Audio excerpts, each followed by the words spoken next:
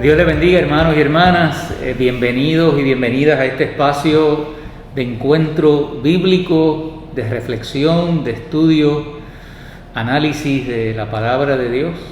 Me acompaña hoy mi compañero, amigo, hermano y pastor, el reverendo José Matos. Estamos aquí en la Iglesia Cristiana Discípulos de Cristo en Puerto Nuevo, que le habla el pastor reverendo Carlos Negrón Sánchez.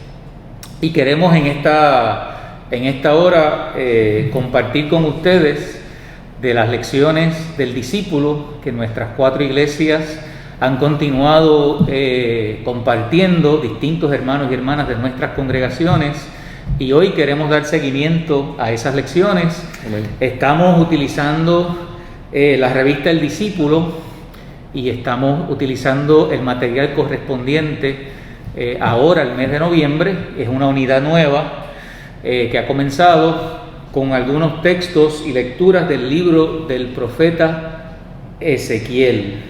Así que queremos en esta noche, ¿verdad?, compartir este diálogo y esta discusión. Invitarle también que si usted durante la transmisión tiene alguna pregunta o alguna duda, aunque no estamos transmitiendo en vivo, usted sí la puede comunicar ahí a través de nuestras páginas, y en algún momento buscaremos la forma de poder atender alguna duda que podamos aclarar para ustedes. Le invitamos también a que usted comparta estos enlaces con otras personas que se puedan beneficiar de este diálogo bíblico y que le pueda hacer de bien para su vida, ¿verdad?, su vida cristiana, para su vida espiritual. Okay. El tema que comienza hoy en esta nueva unidad del mes de noviembre es un lugar de paz. Es la lección correspondiente a la número 9 y estamos dentro del tema de la esperanza. Amén. Y se han escogido unos textos del libro del profeta Ezequiel, y hoy vamos a estar precisamente mirando el libro del profeta Ezequiel en el capítulo 43, los versículos del 1 al 12. Y el texto áureo para este encuentro es Ezequiel 43, versículos 4 y 5, que lee así la palabra del Señor: La gloria de Jehová entró en la casa por la vía de la puerta que daba al oriente. Entonces el Espíritu me levantó y me llevó al atrio interior, y vi que la gloria de Jehová llenó la casa. Antes de comenzar, quisiéramos invitarlos a una breve palabra de oración y le pedimos al Señor que nos acompañe durante este tiempo. Te damos gracias, Dios, en este día por tu palabra que siempre alumbra, que siempre instruye, que siempre corrige y afirma en nosotros también y en nosotras la fe. Así que esta palabra que hoy, Señor, será base de nuestro diálogo, te pedimos que tú le pongas y le añadas sabor, sentido, Señor, profundidad para nuestra fe, para nuestra experiencia de vida cristiana y para nuestras comunidades de fe, nuestros hermanos y nuestras hermanas. Así que nos disponemos, mi hermano José Matos y yo, pidiéndote, Señor, que tú nos utilices como instrumentos tuyos para bendición de nuestras comunidades. En el nombre de Jesús oramos. Amén. Amén. Hay que empezar, José, afirmando un poquito algunas cositas acerca del profeta Ezequiel. Y tenemos que ubicar históricamente al profeta Ezequiel en el contexto cuando el pueblo de Israel vive la experiencia del exilio babilónico, y distintos sectores y grupos de los israelitas son removidos de su tierra y son llevados a la fuerza a territorios de Babilonia, y el profeta Ezequiel es parte de esos grupos y sectores que fueron llevados y fueron sacados a la fuerza y llevados a Babilonia. Y es precisamente en ese contexto donde surge ese llamado y su vocación profética. Y hay que decir que Ezequiel y todo lo que afirma y se describe en el libro del profeta, obviamente es desde la perspectiva de una persona que no solamente está viviendo o está viendo lo que el pueblo está sufriendo y todas las implicaciones y todo el desgarre emocional, espiritual y el dolor del pueblo de Israel, sino que es alguien que está sufriendo en carne propia lo mismo que sufre el pueblo. O sea, que es un profeta que está inmerso dentro de esa experiencia tan dolorosa y tan difícil que vivió y experimentó ese pueblo. También hay que decir que es un profeta que tiene como, además de profeta, pero tiene algo de místico también, y hay visiones e imágenes y símbolos muy complejos en ese libro que de alguna forma tratan de comunicar, ¿verdad?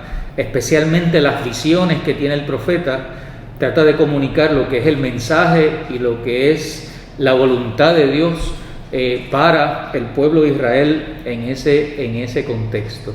Así que lo que estamos y lo que vamos a leer y lo que vamos a compartir hoy precisamente se trata de cómo el profeta está mirando algunas de las cosas que el pueblo experimentó, parte de ese sufrimiento, de esa angustia, pero también parte de esos errores que el pueblo cometió dentro de ese proceso y esa experiencia del destierro, y cómo el profeta comienza a mirar destellos de oportunidades, ¿no? Destellos de posibilidad y de esperanza para ese pueblo, y precisamente eso nos lleva a este texto de Ezequiel 43, donde queremos comenzar a mirar el texto y también a conversar sobre él. Amén. Hemos dividido estos 12 versículos básicamente en 4 partes. Y la primera parte es los versículos del 1 al 5. Algo que quería añadir a lo que dijo Carlos es que el profeta, como bien dijo Carlos, se formó, se desarrolló en el exilio. Y algo que tenía el imperio de Babilonia por costumbre en sus invasiones a estos territorios, como el pueblo de Israel, es que mayormente exiliaba a personas en contra de su voluntad, pero eran personas preparadas, eruditos, maestros, líderes de la ley, que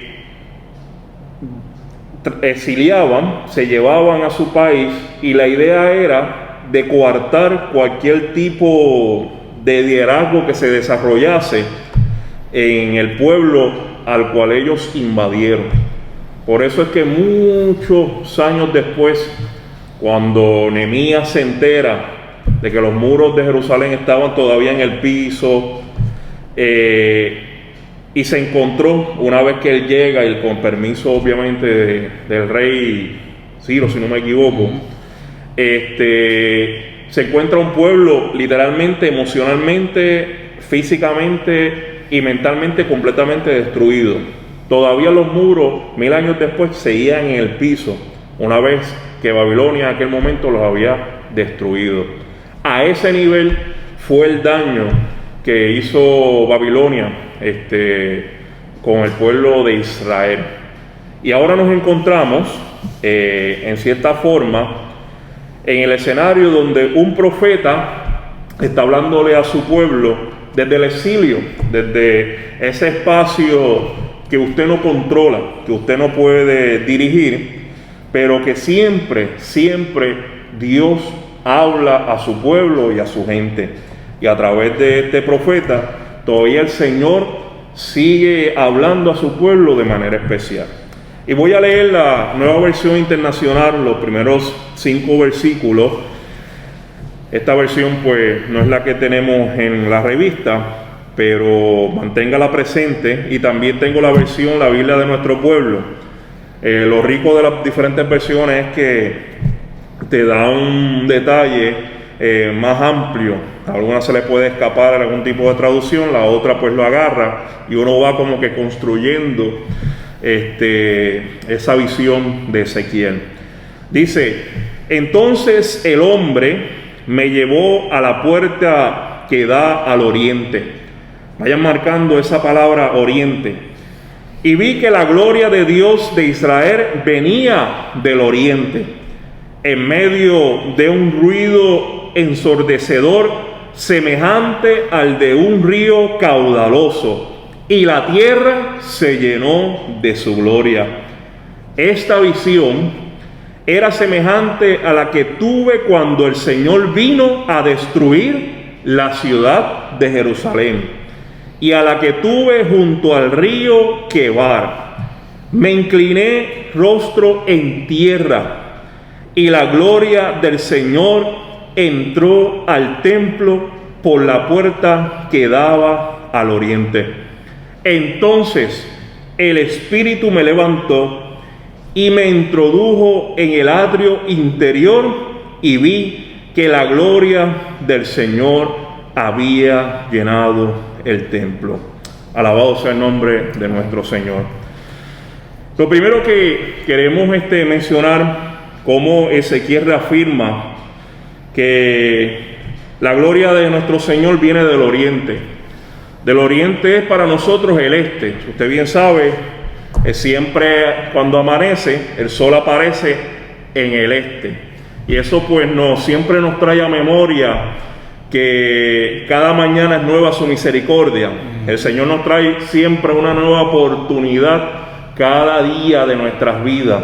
Sabemos que un día amanece, oscurece, pero al otro día vuelve otra vez y vuelve y amanece y sale el sol y nos da una oportunidad de ser mejores en Cristo el Señor.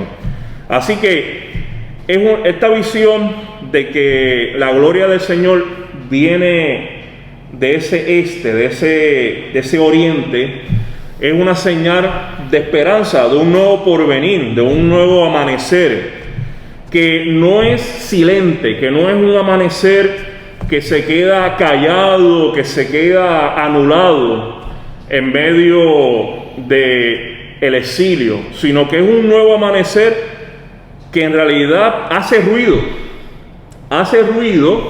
y es un ruido que te deja sordo, ensordecedor, tú sabes, y semejante a un río caudaloso. Esto es una teofanía, es básicamente ese mensaje divino de nuestro Señor que utiliza imágenes, y eso nos ayuda a entender un poco de cómo es ese ruido. Imagínese usted, yo que nosotros somos amantes del río, cada vez que nosotros escuchamos ese río bien caudaloso, bien ensordecedor, nosotros que, por lo menos yo tomo cautela, tomo provisión de que en realidad es un río que nosotros le llamaríamos un río bravo, un río que en realidad posiblemente pueda salirse de su cauce. Así es la bendición de nuestro Dios. Eso es lo que en realidad Ezequiel, este profeta, quiere transmitir a su pueblo y quiere transmitir a nosotros en el presente, de que ese nuevo amanecer, esa luz que viene en la mañana, trae una misericordia, como dice el salmista, una nueva misericordia, una nueva oportunidad de crecimiento. No es silente, Dios habla de manera especial, nos habla en una forma que ensordece aquellas palabras necias, aquellas letras que tratan de cancelarnos, como me imagino Ezequiel y ese pueblo estaban escuchando en ese momento en el exilio. Aquellas palabras de derrota. Imagínense, un pueblo que coloniza, le está obviamente mencionándole a cada rato al que es colonizado, ha sido derrotado por mis dioses y por este imperio. Y ahí en medio de ese verbo, ahí Ezequiel está trayendo una palabra que cancela esas directrices y que básicamente es un caudal nuevo de esperanza, y que la tierra, esta tierra de nuestro Señor, la tierra de nuestros hermanos israelitas, se va a llenar de la gloria de nuestro Señor nuevamente.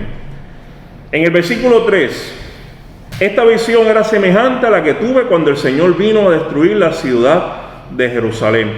Más adelante, en los versículos que Carlos va a estar trabajando, nos va a dar en cierta forma un detalle del por qué el pueblo de Israel está pagando estas penurias, está pagando esta circunstancia, en donde también ese Dios de un ruido ensordecedor, de un ruido, algo caudal, algo que llena, también básicamente fue anunciado, y como nos anuncian en muchas ocasiones a nosotros, y a veces no hacemos caso, ten cuidado, ves por la orilla, cuidado, porque a la misma vez que hay palabras de cuidado, hay también palabras que también nos llena de sabiduría y de esperanza. Nuestro Dios es así, trabaja así. Nos corrige. No me acuerdo cuando mi mamá me corregía, y si yo no acataba la orden, su tono de ¿qué? De voz que subía. Y si no, su tono de voz no funcionaba, buscaba ¿qué? Otro método alterno para que tú pudieras ¿qué? Comprender y entender el mensaje que el Señor te quiere dar en esta noche. La gloria del Señor entró al templo por la puerta que daba al oriente. Vemos que esta nueva esperanza, que este nuevo amanecer entra al templo nuevamente. Este templo que en realidad es una visión de Ezequiel, todavía no se ha construido como tal, porque el templo al cual hace referencia Ezequiel en los versículos más adelante fue el templo que construyó Salomón, pero que Babilonia destruyó, y que ahora ya Ezequiel está reconstruyendo, ya tiene su maqueta en su mente, el plano. Y ya tiene el plano, y ya tiene en realidad, que más adelante en los capítulos 44 habla sobre el tamaño y obviamente el altar, cómo estaría formado, pero que ya el Señor está hablando, ya el Señor está comunicando algo nuevo y refrescante que quiere para el pueblo. Quiere un templo nuevo, algo nuevo, y que viene del oriente como un nuevo amanecer, un nuevo despertar en medio de esa oscuridad que probablemente está viviendo el pueblo en esos momentos. Entonces el Espíritu me levantó y me introdujo al atrio interior. Vemos que este Dios nos hace también partícipe de su proyecto de fe. Lo que está aquí viendo Ezequiel, como mencioné, era una visión, pero no es una visión que se da en lo externo, en lo aparente, sino es una visión en donde tú y yo estamos incluidos en ese proyecto, en ese nuevo amanecer, en ese nuevo oriente que quiere derramar la gloria de nuestro Dios en nuestras vidas. Nos hace parte de este momento tan glorioso. Como dice, y vi la gloria del Señor, había llenado el templo, y Ezequiel era parte de ese momento, estaba dentro de ese llenado, de ese, podríamos decir, no, esa no es la palabra, de esta, llenado, básicamente de esta apropiación de nuestro Dios, del templo, de nuestra vida y de lo que todo se desarrolla en este proceso. Yo quería comentar, antes de seguir con los próximos versículos, a eso que tú estás hablando, las imágenes que están ahí en esos primeros versículos, el asunto del agua, ¿verdad? Del agua caudalosa, es una señal, una imagen de vida. Yo escuchaba los otros días a unos especialistas hablando sobre la diferencia entre el agua estancada y el agua en movimiento. Sí. Y el agua estancada es agua que pierde oxígeno, ¿verdad? Y el oxígeno es como la vida del agua. Es la vida del agua. Y para que el agua tenga oxígeno, ¿no? O tenga la capacidad de vida, pues tiene que tener movimiento. Así que esa imagen de un río caudaloso, de aguas caudalosas, es una imagen de vida. Eso que tú mencionabas del oriente, ¿verdad? Y ese asunto del sol, ¿verdad? Y del nuevo amanecer, porque dice que llena de luz la tierra, o de la gloria de Dios la tierra, habla también de esos ciclos de vida, ¿verdad? Donde tú ahorita hablabas, ¿verdad? Que viene la noche, ¿verdad? O vienen los tiempos difíciles, pero amanecen esos ciclos de la gracia de Dios, ¿verdad? Amanecen nuevas posibilidades y nuevas oportunidades. Y lo otro ahí que me parece interesante también, esa visión que recibe el profeta, es la misma visión, o sea, parecida a la que recibe cuando es llamado por Dios, y parecida también a lo que ocurre cuando Dios destruye a Jerusalén. O sea que también hay como en este nuevo ciclo, esta nueva oportunidad que se está dando en el templo y que el profeta ve, hay como una nueva vocación, ¿verdad? Como el retomar la agenda de Dios, ¿verdad? Algo que de alguna forma quedó interrumpido, pero es como un momento de apropiarse nuevamente del proyecto de Dios, ¿verdad? De la agenda de Dios. Un nuevo llamado, podemos decir, para un nuevo tiempo, con muy grandes desafíos. Yo quisiera leerles de los versículos del 6 hasta el 8, yo estoy leyendo de la versión popular, que sí la tenemos ahí en su material, aquellos que lo tienen. El hombre se puso junto a mí y oí que el Señor me hablaba desde el templo y me decía: este es el lugar de mi trono, el lugar donde pongo mis pies. Aquí viviré en medio de los israelitas para siempre. Ni ellos ni sus reyes volverán a deshonrar con sus infidelidades mi santo nombre. No volverán a construir monumentos a sus reyes después de su muerte, o a construir sus palacios de madera, que sus puertas queden junto a las puertas de mi templo, con solo una pared de por medio. Ellos deshonraron mi santo nombre con acciones que yo detesto. Por eso me enojé con ellos y los hice morir.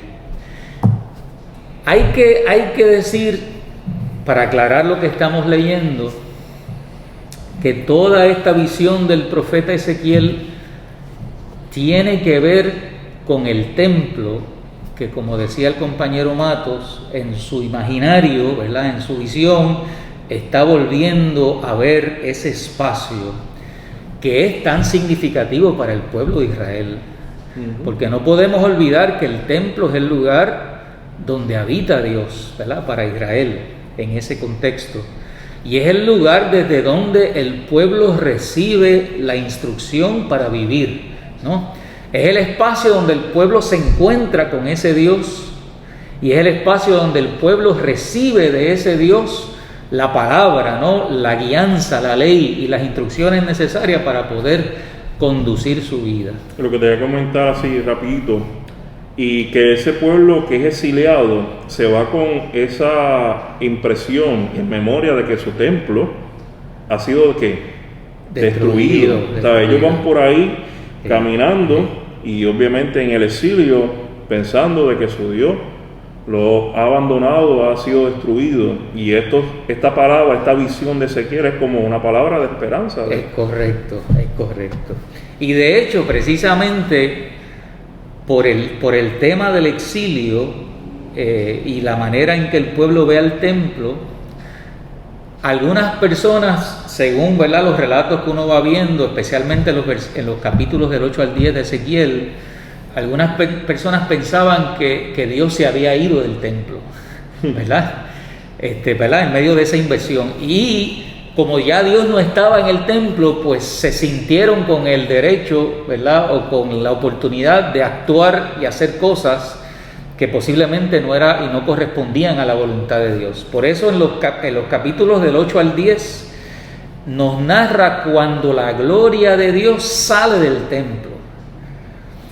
Y sale del templo precisamente por lo que describe los versículos que acabamos de leer.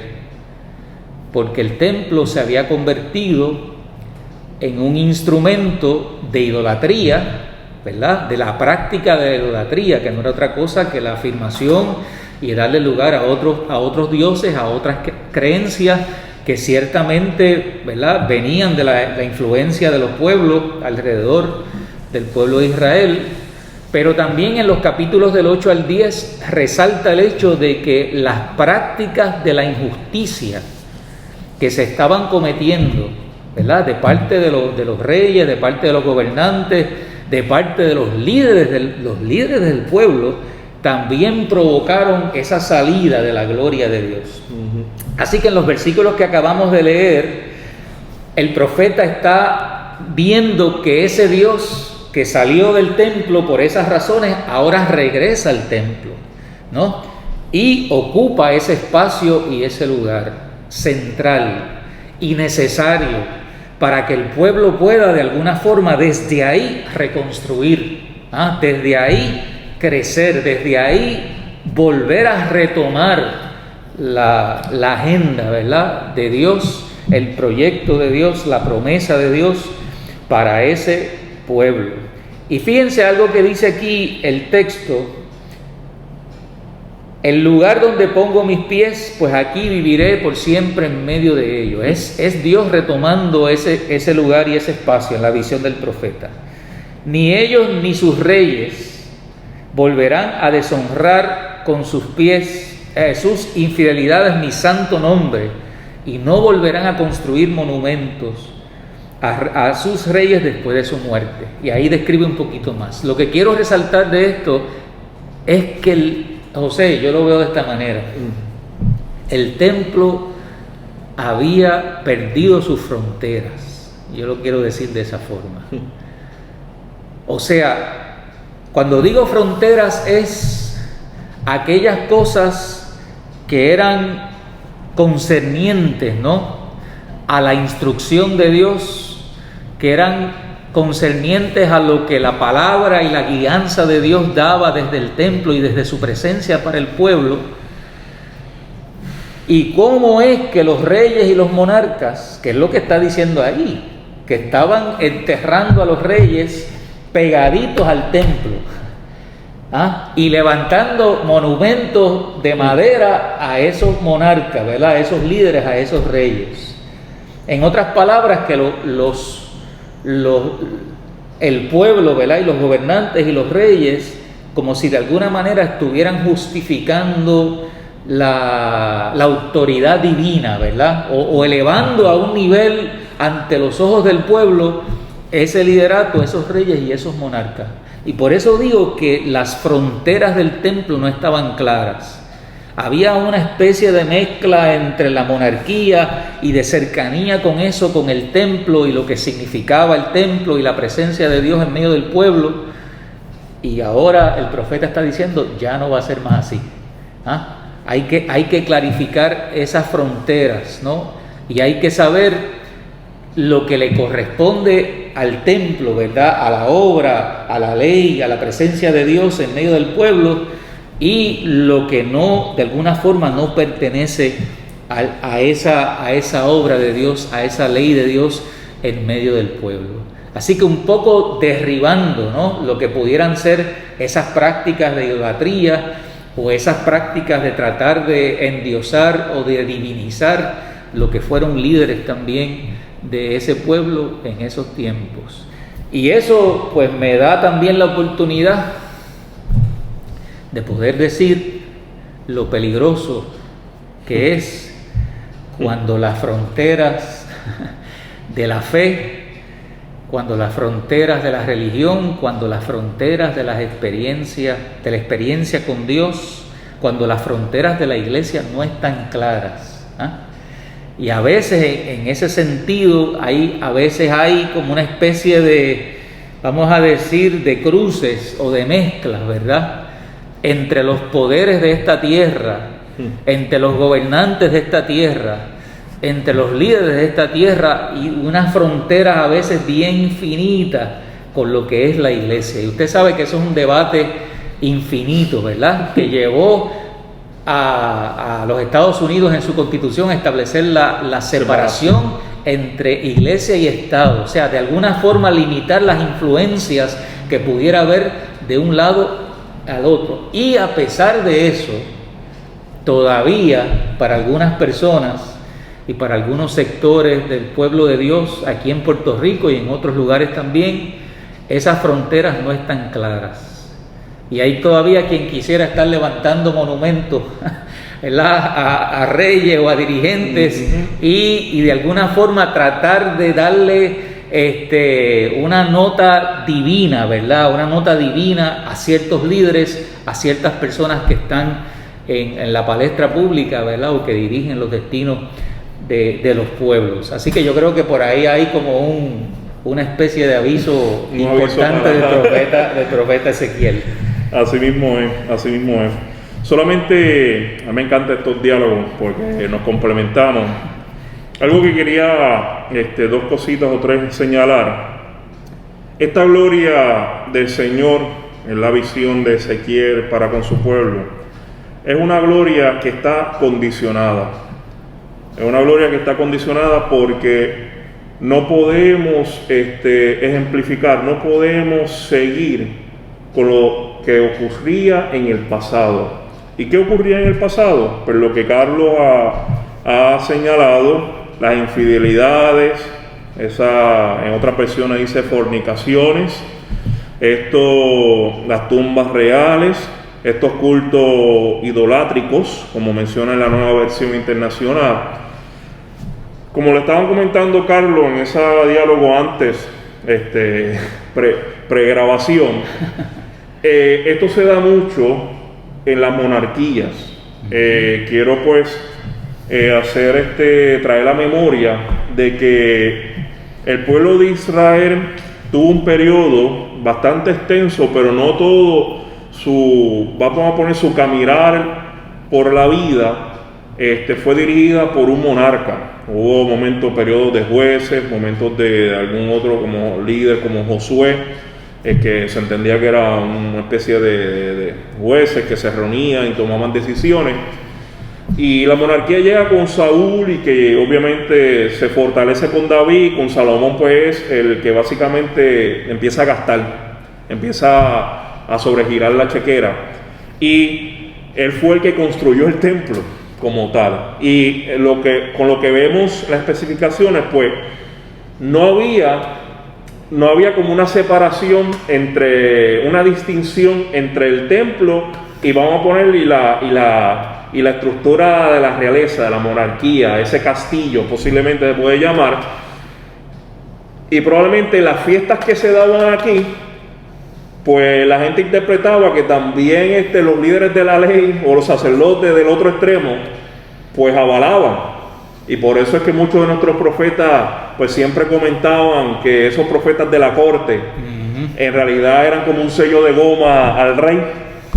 Y se da esa dinámica que cuando uno está muy cercano, pared con pared, literalmente, o sea, todo lo que tú escuchas se oye al otro extremo, pues eso trae ciertas implicaciones, claro. trae ciertas situaciones y peligro también. Y peligro, ¿sabes? Literalmente el templo perdió su propósito, como dijo Carlos, o sea, perdió su identidad de ser el estandarte en donde Dios hablaba a su pueblo, hacer un sello de goma al monarca. Y cuando Ezequiel menciona que algo muy normal en la monarquía, en donde los reyes, y eso lo vemos en las monarquías de la realeza española, francesa, que sus reyes siempre son enterrados en ciertas áreas, ahora pues se conoce como museo, pero siempre los colocaban en áreas estratégicas de misma estructura, o sea, como que estaban ahí y la gente pues iba en cierta forma a idolatrarlos, y en realidad este pueblo, desde aquel momento en que Moisés se encontraba en la montaña recibiendo directrices, que hicieron la estatua aquella estatua de oro. La estatua de oro que en realidad Vale. fue cancelada por Dios, porque Dios lo que quiere es que le sirvamos a Él. Ajá. Y Dios es un Dios que no le gusta que lo vean. Es un Dios vivo y verdadero, que Dios no está básicamente en vasija inerte, sino que Dios está en nuestro corazón, en nuestro ser, en nuestra identidad. Como dice Jeremías, en el corazón de cada hermano, de cada hermana. Y no quiere transportar, no quiere que nosotros transportemos nuestra esencia, nuestra identidad a imágenes de barro, imágenes inertes, sino que nosotros nos empoderemos de esa gloria de Dios que está presente en nuestras vidas. Y en parte, por eso habla sobre las monarquías, en cierta forma la monarquía, estas tumbas reales, porque en realidad no quiere Dios volver a ese pasado, quiere algo nuevo, volvemos otra vez, un nuevo amanecer con este pueblo. Porque precisamente para poder seguir después al otro texto, mencionaba la palabra ahorita peligroso, porque entonces esa cercanía, ¿verdad?, de la monarquía, o esa cercanía que tú dices, esa frontera tan finita que había entre una cosa y la otra, lo que precisamente a veces se presta para que entonces desde la monarquía se pueda explotar, se pueda manipular, se pueda utilizar la experiencia religiosa como una experiencia de represión o una experiencia que sirva para favorecer los intereses de esa monarquía. Entonces, usando el nombre de Dios, ahora digo yo, en vano, ¿no? Utilizándolo como un instrumento de manipulación y de ganar el favor, ¿verdad?, y los intereses de los que dirigen. Sucedió, estamos en el mes de octubre, estamos ahora, se le llama, celebrando la hispanidad, bueno, yo ni me traba la lengua, pero es básicamente cuando Colón recibió el visto bueno, fue avalado por la realeza y fue avalado por la iglesia, porque la reina Isabel y el rey Fernando también tenían esa potestad, claro, que le había dado el Papa en aquel momento. Y ellos cuando venían traían las dos banderas, obviamente la de Castilla, la de esos imperios, y traía la bandera cristiana. Y con esa bendición, con ese favor, hicieron daños, claro, que todavía hasta el sol de hoy seguimos sufriendo.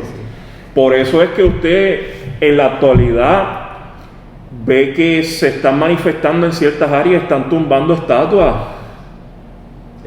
de que son parte de nuestra historia, pero que reflejan gente que tenía personas esclavas, gente que mató a indígenas en el nombre de la corona y en nombre de Dios, la famosa cristiandad. Y por eso es que muchas personas en nuestro contexto, en la actualidad, se están replanteando esa estatua. Me identifico con ella. Por ejemplo, la estatua de Colón que está aquí, la de Juan Ponce de León, ¿qué me trae a memoria? Son básicamente, si me preguntas a mí, la colonización, el exterminio de nuestros indígenas en Puerto Rico, me trae la esclavitud. Para algunos dice, el umbral de gracias a España. Claro. Pero todo eso crea un balance, claro, ¿sabes? Claro. Eso no cancela una cosa a la otra, pero tenemos que ser justos con aquellos que lamentablemente con esa visión, avalados por la monarquía y avalados por la iglesia, básicamente trastocaron, claro, a muchos pueblos en el América. De hecho, hasta la misma palabra América viene de Europa. Con Américo Vespucio. Ese contubernio, hermanos y hermanas, ese contubernio de verdad que nunca ha funcionado históricamente. Jesús le trataron de agarrar diciéndole, bueno, la cuestión del César y Jesús dijo, pues da al César lo que es de César y Dios lo que es de Dios. No vamos a entrar a explicar eso. Pero Jesús tiró la línea, ¿no? Tiró la frontera con todo lo que eso pudiera implicar. porque Jesús en su ministerio tuvo claro de esa frontera en términos de hacer pactos, ¿no? O de hacer algún tipo de relación o de dar algún tipo de espacio, ¿no? a lo que era la religión del imperio del primer siglo y todas esas influencias. De hecho, por eso mismo lo mataron, ¿verdad? Por eso mismo lo mataron. Porque no hizo negociación con eso, ¿verdad? Exactamente. En ningún momento, y mantuvo claro cuál era el proyecto, cuál era la agenda de Dios, y tuvo claro su mensaje de salvación, de reconciliación, de restauración. Amén. Para el ser humano. Al César lo del César. A César le correspondía administrar aquel territorio.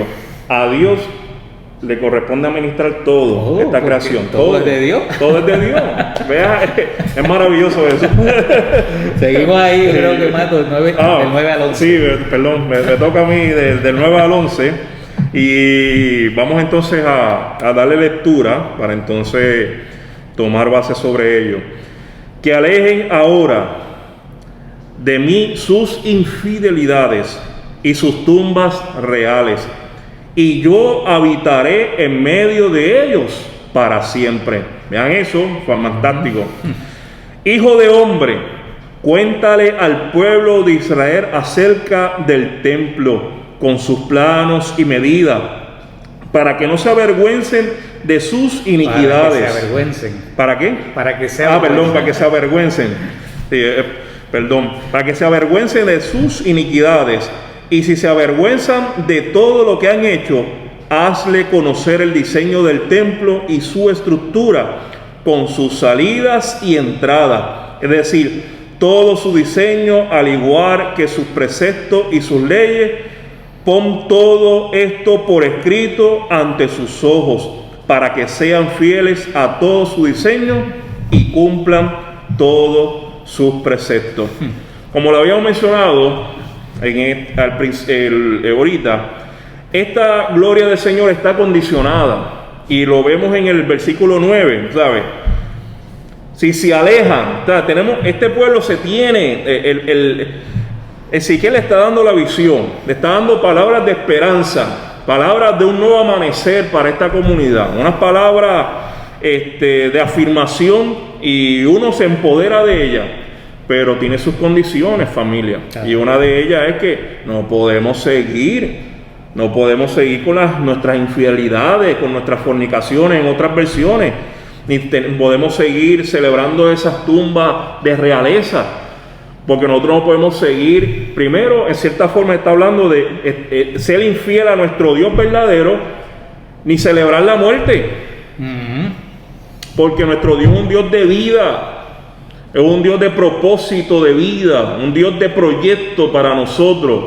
Por eso reafirmo que comienza toda con una puerta que da hacia el oriente, una puerta hacia el nuevo amanecer. Así que no puede haber la infidelidad de seguir buscando estos rostros para que nos diga qué hacer, ni tampoco tenemos que seguir celebrando la muerte, las tumbas vacías, sino ya el Señor está en medio de este pueblo y quiere habitar para siempre. Pues tenemos que seguir su voluntad, tenemos que hacer y continuar por su gracia y por su bendición.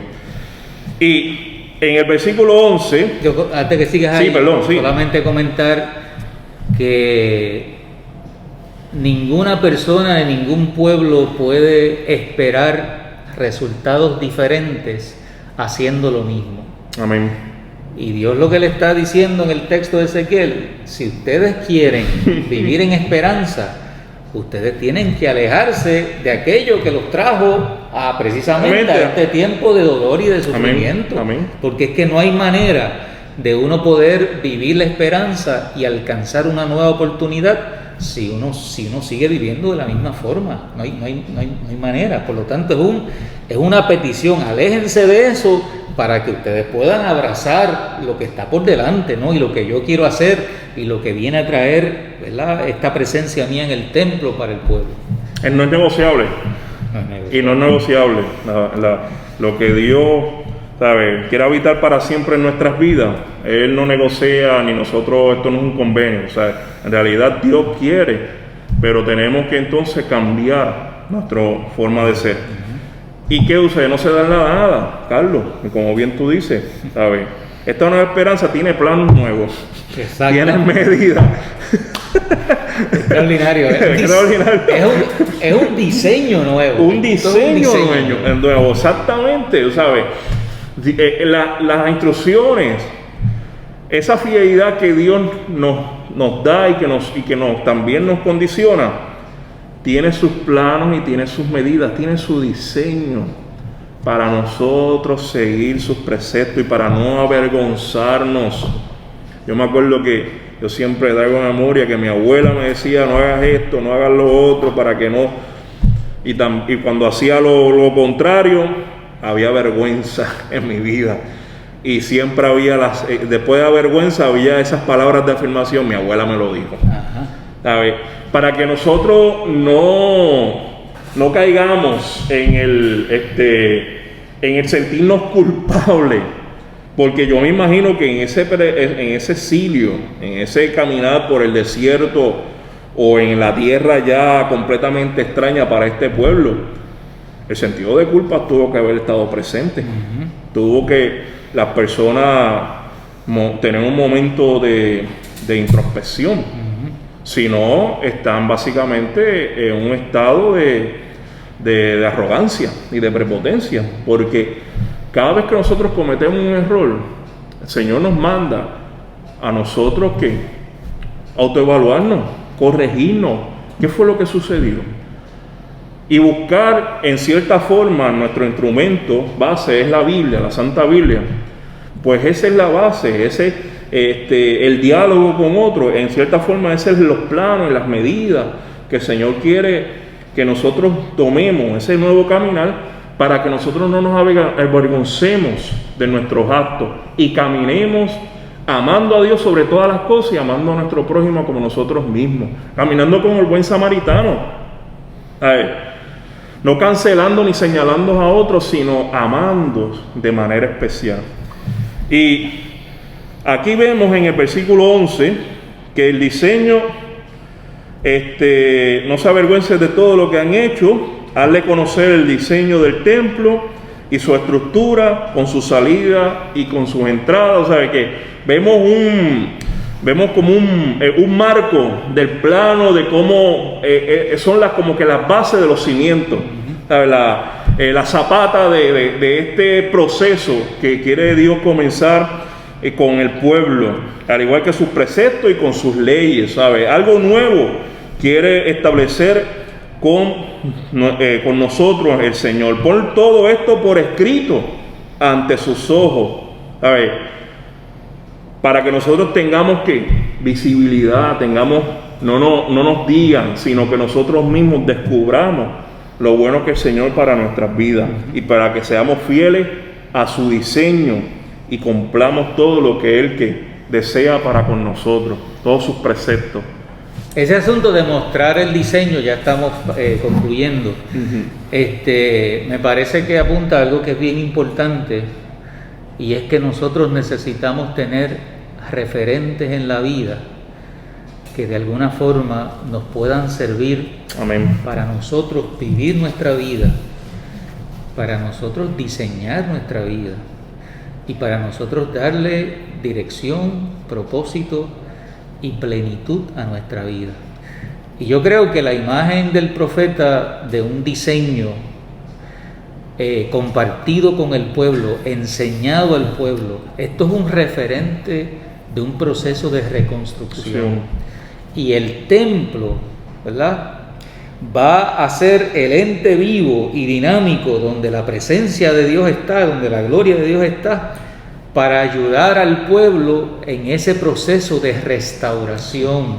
Amén. Y de recuperación de lo que es valioso, de lo que es importante.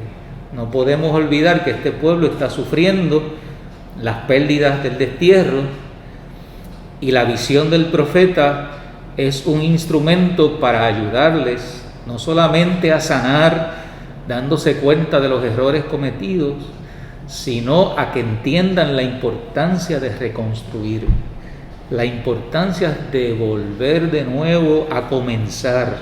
¿verdad? Ese es el inicio que hablábamos del principio, para poder estar y hacer y cumplir con la voluntad de Dios. Amén. Así que el templo en ese sentido no es tanto el lugar y el espacio, aunque para el pueblo de Israel eso era importante. Pero más que todo es el lugar desde donde el pueblo puede encontrar los referentes espirituales necesarios para poder vivir a la altura del llamado de Dios, de la vocación de Dios, del deseo de Dios. Y si hay alguien que ha vivido y experimentado esto en estos tiempos, somos nosotros en Puerto Rico, que hemos tenido que ser iglesias sin templos, ¿verdad? Y el templo en ese sentido para muchos se convirtió en no poder estar en él, ¿verdad?, en algo doloroso, pero hemos seguido siendo comunidad viva, ¿verdad?, comunidad de fe, que ha vivido lo que en el templo hemos aprendido, o hemos construido, o hemos recibido, ¿verdad?, que es el sentido real y verdadera de la vida en comunidad, de la vida en comunidad. Y añadiendo lo que menciona Carlos, hemos como en cierta forma recuperado esa identidad de iglesia, porque antes se pensaba, pero ahora yo entiendo que eso se ha modificado con este caminar, con este tiempo tan complejo que estamos viviendo, que cuando mencionábamos iglesia, pensábamos que automáticamente venía a nuestra mente la estructura. Ahora, cuando mencionamos iglesia, es la comunidad, empezamos en la gente, y eso en parte nos ha ayudado este proceso, de este periodo de estar viviendo una pandemia, sí, que en cierta forma nos hemos empoderado nuevamente de esa definición que siempre ha estado ahí, pero que a veces con la dejadez, ¿cómo te digo? A veces con el estar dormido y no nos encontramos a veces en los desiertos y en las crisis, pues los status quo pues básicamente nos cancelan, y estos periodos pues nos ayudan a resurgir, nos ayudan a redescubrirnos, nos ayuda a ver el sol. Ajá. Hay veces que nosotros estamos tan acostumbrados a los procesos que se nos olvida lo más simple de la vida, y todas estas cosas pues nos ayuda a valorar la vida, a valorar la iglesia, a valorar en este caso yo imagino que hasta el sol. Yo me imagino que todo el mundo va, y este día fue pésimo, pero el Señor cada mañana trae su nueva misericordia, así que yo voy a levantar mañana, mira, pompeado, porque el Señor, yo sé que me va a dar una nueva oportunidad para mi vida. Para poder recuperar la esperanza, hermanos y hermanas, y empezar un proceso de recuperación de la esperanza, hay consejos importantes que nos da el libro de Ezequiel en este capítulo 43.